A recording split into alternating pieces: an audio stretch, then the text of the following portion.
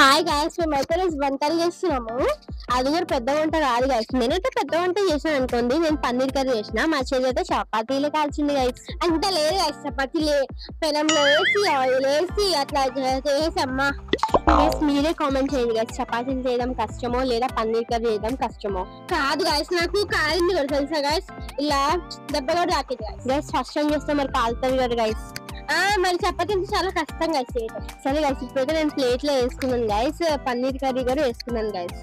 ఇప్పుడు నా చపాతీ మా అక్క తింటది, మస్తు ఉంటది అని చెప్పాలి. ఇవాళ అయితే మా మమ్మీ వాళ్ళకి హెల్ప్ చేద్దామని మా చెల్లి అయితే నాకు హెల్ప్ చేసింది గైస్. కానీ మా మమ్మీ వాళ్ళకి డబల్ పని పెట్టింది గైస్, నాకు డబల్ పని పెట్టింది అనుకోండి. అంత లేదు గైస్.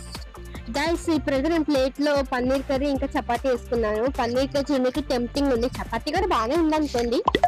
సరే ఇప్పుడు నేను నంచుకుని తినొస్తా.